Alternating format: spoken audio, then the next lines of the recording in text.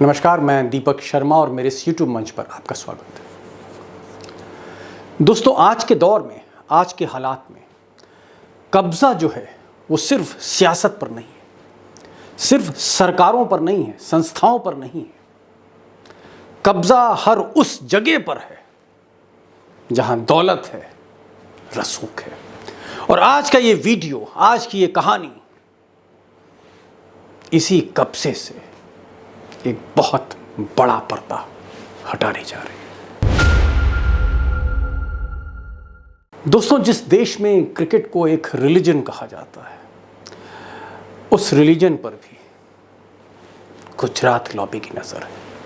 और ये नज़र इसलिए है क्योंकि इस खेल में, क्रिकेट में, सिर्फ IPL के ब्रॉडकास्ट राइट की कीमत 45,000 करोड़ रुपए।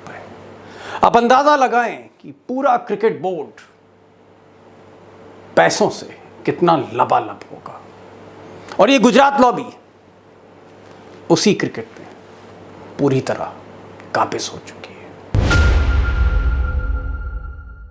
दोस्तों, बड़ी खबर पर आने से पहले मैं चाहता हूं कि ये तस्वीर जरा आप गौर से देखें और मुझे यकीन है कि इन्हें आप पहचान गए होंगे। ये जय शाह है। देश के क्रिकेट जगत में इनकी आजकल जय जय हो रही है, जय जय हो रही है। और ये जयकार इसलिए है क्योंकि जय शाह देश के दूसरे सबसे ताकतवर नेता अमित शाह के बेटे हैं।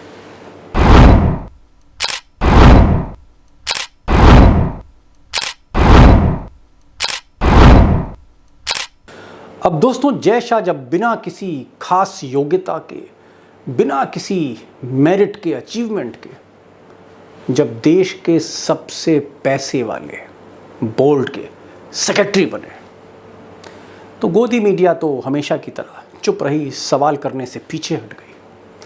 लेकिन प्रधानमंत्री नरेंद्र मोदी के सगे भाई प्रहलाद मोदी ने एक ऐसा सवाल कैमरे पर किया कि गुजरात में कई लोग हिल गए।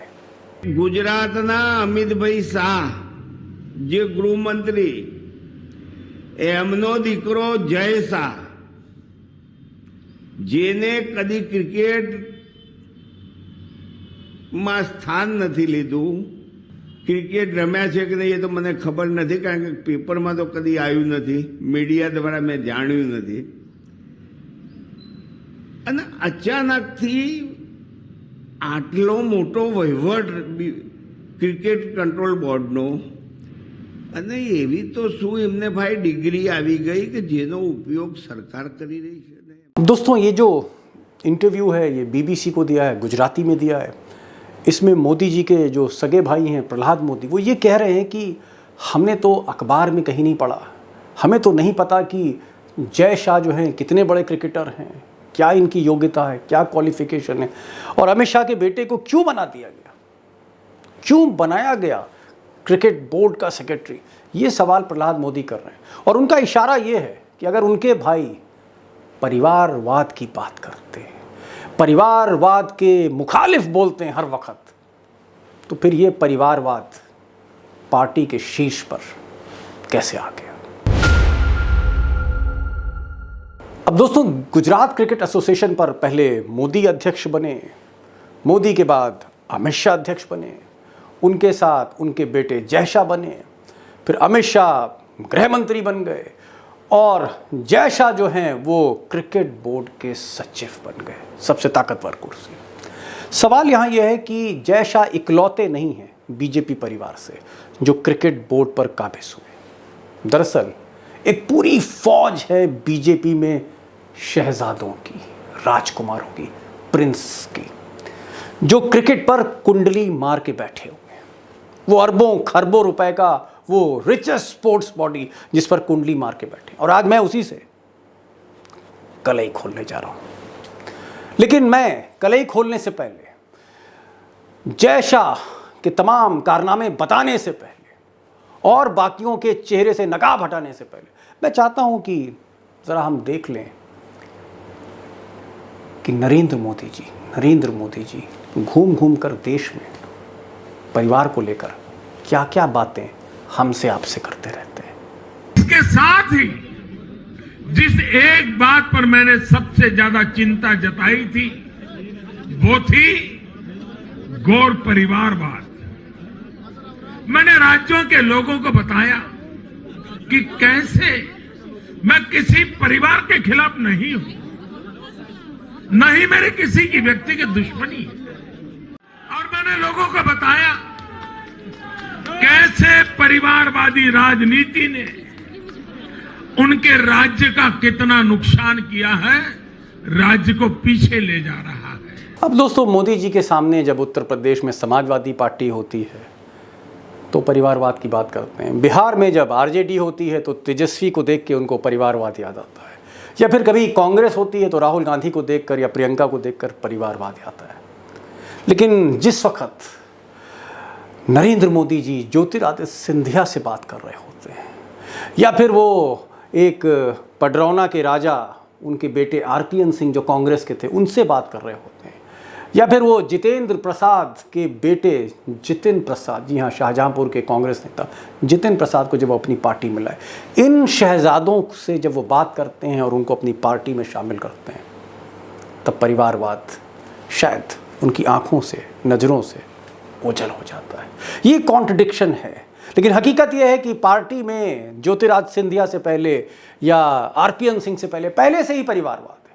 आप ये तस्वीरें देखिए, मुझे नाम लेने की जरूरत नहीं है, आप इन चेहरों को पहचान जाएंगे। राजनाथ सिंह से लेकर अनुराग ठाकुर तक परिवारवाद बीजेपी में आजकल एक आम चलन है, आम बात है। दोस्तों, बात क्रिकेट की कुंडली पर हो रही थी तो मैं चाहता हूं कि जय शाह से ही शुरू करें। जय शाह बीसीसीआई के जो हैं, पहले इनके पिता जो थे वो गुजरात क्रिकेट एसोसिएशन में थे, फॉर्मर प्रेसिडेंट अमित शाह। दूसरी तस्वीर देखिए, महाआर्यमन सिंधिया, जी हाँ, सिंधिया ज्योतिरादित्य सिंधिया के बेटे हैं, और बहुत छोटी सी उम्र में ये ग्वालियर क्रिकेट एसोसिएशन के वाइस प्रेसिडेंट बन गए। उससे पहले सिंधिया वहाँ पर थे जो इस वक्त कैबिनेट मिनिस्टर हैं। एक और तस्वीर मैं चाहूँगा देखना अरुण धूमल की।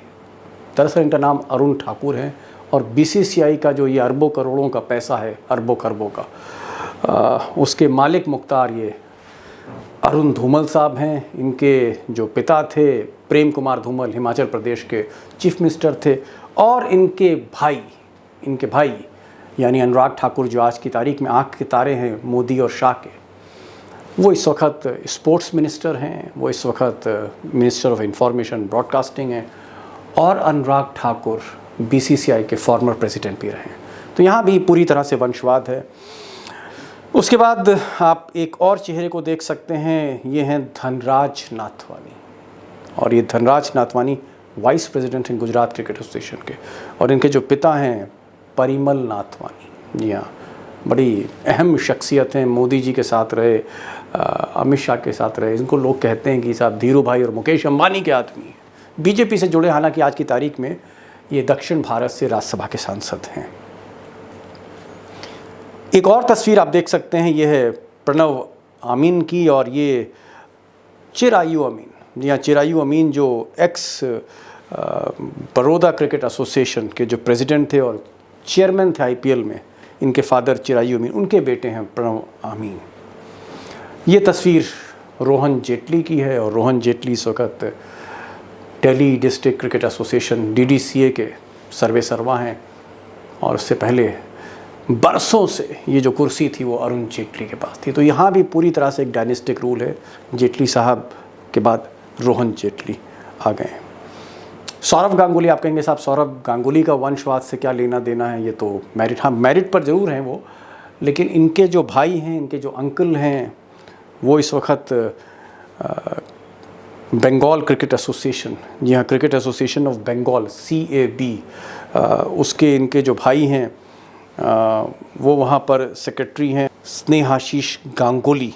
अब दोस्तों ये बड़ी लंबी सूची है, इसमें घंटा भर लग जाएगा अगर मैं बाप बेटे और भाई भाई के रिश्ते बताते रहूँ कि कैसे क्रिकेट में जो फैमिलीज़ हैं, जो डायनेस्टीज़ हैं, किस तरह से, और जिसमें बीजेपी के ज़्यादातर लोग हैं, कैसे काबिज़ हो चुके हैं हिंदुस्तान की क्रिकेट पर, जो वाकई एक अरबों खरबों रुपए की एक इंडस्ट्री है स्पोर्ट्स की।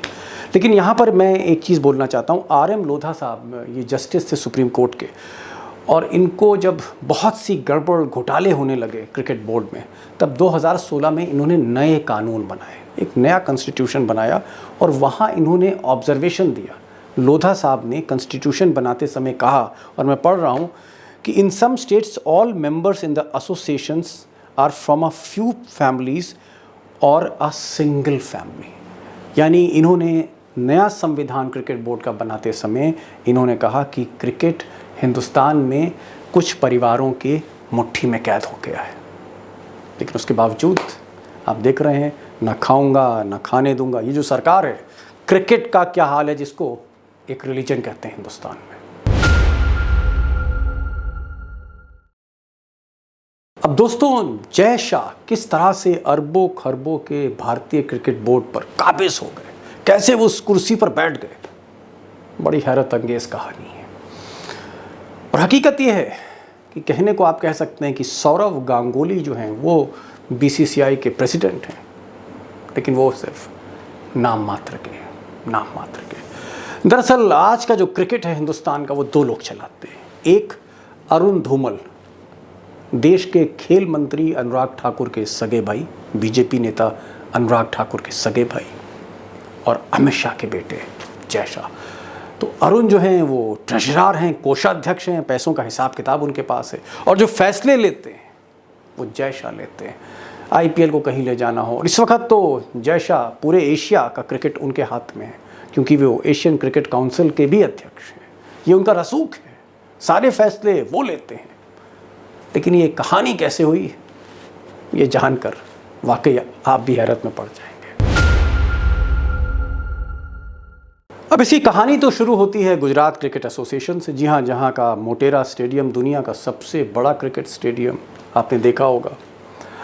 दरअसल 2014 तक नरेंद्र मोदी जो थे वो गुजरात क्रिकेट एसोसिएशन के प्रेसिडेंट थे। जब वो प्रधानमंत्री बन गए तो उन्होंने वो कुर्सी अमित शाह को दे दी, फिर अमित शाह वहाँ बैठ गए। अमित शाह जब गृह मंत्री बने तो कुर्सी छोड़नी पड़ी। तो साहब, आप कह सकते हैं कि सितंबर अगस्त 2019 तक उनके बेटे जो जॉइंट सेक्रेटरी थे जय शाह, वही गुजरात क्रिकेट एसोसिएशन एक तरह से चला रहे थे, क्योंकि पिताजी दिल्ली में थे और जय शाह जो थे वो अहमदाबाद में थे। लेकिन फिर एक महीने के अंदर कुछ ऐसा हुआ कि गुजरात छोड़िए, पूरा देश ही जय शाह के हाथ में आ गया। और ये कहानी की शुरुआत होती है सिर्फ और सिर्फ एक महीने पहले। जी हाँ, आप देख सकते हैं, ये ग्राफिक्स देख सकते हैं आप, कि सितंबर 2019 में जय शाह गुजरात क्रिकेट के जॉइंट सेक्रेटरी थे, और एक महीने बाद अक्टूबर 2019 में वो BCCI के सेक्रेटरी हो गए। अब लोग कहते हैं कि इस पूरे गेम प्लान के पीछे अनुराग ठाकुर की बड़ी अहम भूमिका थी, क्योंकि अनुराग ठाकुर के भाई पहले से ही BCCI में थे। अनुराग ठाकुर खुद BCCI के प्रेसिडेंट रह चुके थे। राजीव शुक्ला से उनके अच्छे संबंध थे, सौरव गांगुली से अच्छे संबंध थे, बाकी जितनी भी स्टेट क्रिकेट एसोसिएशंस हैं वहाँ पर बहुत अच्छे संबंध थे। ज़्यादातर स्टेट क्रिकेट एसोसिएशंस में अनुराग ठाकुर के ही जान पहचान के लोग थे। और यहीं पर ऐसा कहा जाता है कि अमित शाह को खुश करने के लिए अनुराग ठाकुर ने उनके बेटे को BCCI सौंप दिया। और जब अनुराग ठाकुर ने BCCI का सर्वे सर्वा किंग बना दिया जय शाह को, उसके बाद अनुराग ठाकुर के भी दिन बदल गए। अब दोस्तों, जय शाह जब BCCI के किंग बने, उसके पीछे जो मुख्य भूमिका रही, ऐसा कहा जाता है अनुराग ठाकुर की रही। और अनुराग ठाकुर जय शाह के सेक्रेटरी बनने से पहले, जी हाँ, 2019 मई में वो सिर्फ एक राज्य मंत्री थे केंद्र सरकार में। लेकिन जय शाह की जैसे ही ताजपोशी हुई, जैसे ही उनको सबसे अहम कुर्सी BCCI में मिली, अगले ही फेरबदल में, अगले ही मंत्रिमंडल फेरबदल में, कैबिनेट रिशफल में अनुराग ठाकुर सबसे इम्पॉर्टेंट मिनिस्टर हो गए। उनके पास दो मंत्रालय आए, इंफॉर्मेशन एंड ब्रॉडकास्टिंग और साथ ही साथ youth and sports, youth affairs and sports, यानी खेल मंत्री भी बने और सूचना मंत्री भी। दो मंत्रालय आ गए जो पहले सिर्फ राज्य मंत्री थे। यानी जय शाह को बनाने के बाद, उस कुर्सी पर बैठाने के बाद अनुराग ठाकुर ना सिर्फ अमित शाह के, नरेंद्र मोदी के सबसे करीबी हो गए, बल्कि उनकी किस्मत पलट गई। अब दोस्तों, जय शाह का विजन क्या है, क्रिकेट को लेके वो क्या सोच रहे हैं हिंदुस्तान के, और क्रिकेट को वो हिंदुस्तान के कितना ऊपर ले जाएंगे, कितना उत्थान करेंगे क्रिकेट का, ये तो समय बताएगा। लेकिन बीजेपी का कितना नैतिक पतन हुआ इस दौर में, मैं उसका जिक्र करना चाह रहा हूँ। और इस जिक्र करने के लिए मैं एक छोटी सी आपको बहुत ज़रा सा एक किस्सा सुनाना चाहता हूँ। 2 मिनट लेना चाहता हूँ आपकी, या 2 मिनट से कम।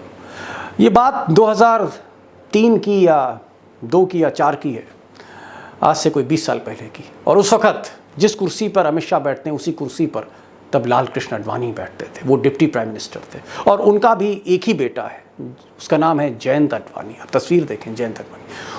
जयंत आडवाणी को भी क्रिकेट का बहुत शौक था और श्रीकांत जैसे और तमाम उस वक्त के बड़े क्रिकेटर्स, कपिल देव, घर आना जाना था, दोस्त थे। और एक बड़ी क्रिकेट लॉबी उस वक्त ये कोशिश कर रही थी कि जयंत आडवाणी को बीसीसीआई में लाया जाए, डीडीसीए में लाया जाए। और अरुण जेटली क्योंकि बहुत खास थे आडवाणी के उस वक्त, तो ये एक संभावना भी थी कि इसमें कुछ बहुत मुश्किल नहीं। लेकिन जब जयंत आडवाणी को बीसीसीआई में लाने की बात धीरे धीरे सुगबुगाहट हुई, आडवाणी जी ने साफ मना कर दिया कि नहीं, आप बोर्ड में नहीं जाएंगे, चाहे लोकल बोर्ड हो चाहे नेशनल बोर्ड। और वहीं पर जयंत आडवाणी के कदम रुक गए। तो दोस्तों, ये है फर्क अटल सरकार और मोदी सरकार के बीच में, कथनी और करनी के बीच में। आपने देखा, क्रिकेट के ज़रिए मैंने आपको ये कहानी बताने की आज कोशिश करी। इसमें कुछ कमियां रह गई हों, इसमें कुछ खामियां रह गई हों, मैं चाहूँगा ज़रूर आपके कमेंट्स आएँ। और एक ऐसी कहानी थी जो कोई चैनल, कोई अखबार दिखा नहीं सकता। आँखों के सामने भले ही सब कुछ हो रहा हो, लेकिन दिखा नहीं सकते। और उसका कारण भी कहीं ना कहीं मॉनेटरी है, कहीं ना कहीं आप कह सकते हैं कि सत्ता के दबाव में दरकता इस देश का मीडिया, उसके पीछे ये सब कारण है। बहरहाल, आज क्रिकेट की बात, और मैं फिर जल्दी ही एक हिमाचल पे और गुजरात पे, क्योंकि वहाँ चुनाव है, वीडियो बनाऊंगा। लेकिन अगर आपके कुछ आइडियाज़ हों, आपके कुछ सजेशंस हों, तो ज़रूर कमेंट बॉक्स में आप शेयर करें। और मैंने पहले भी कहा है कि ये जो वीडियोस मैं बनाता हूँ, ये कहानियाँ नहीं हैं। बड़ी हिम्मत, बड़ा कलेजा चाहिए ऐसे तथ्यों को सामने रखने के लिए। और मेरी कोशिश है कि जो पत्रकारिता हिंदुस्तान की रही है अरुण शौरी के टाइम से या प्रभाष जोशी के टाइम से, उसको किसी तरह से उसका अंश मात्र में जीवित रख सकूं। यही मेरे लिए बहुत बड़ी कामयाबी होगी। तो आज बस इतना ही। अगर आपने बेल आइकॉन क्लिक नहीं किया तो क्लिक करिए, इस वीडियो को शेयर करिए। आपकी आवाज़ है, दूर दूर तक जानी चाहिए। आप अपने व्हाट्सएप पे शेयर करिए, फेसबुक पे शेयर करिए, और इस चैनल को सब्सक्राइब करिए। दोस्तों से जिक्र करिए कि हाँ, अभी भी कुछ आवाज़ें हैं जिसने हिंदुस्तान की पत्रकारिता को कोशिश करी, प्रयास किया है कि वो जीवित रख सके। तो आज बस इतना ही दोस्तों। नमस्कार कहने का वक्त आ गया, समय बहुत ज़्यादा हो गया, तो नमस्कार।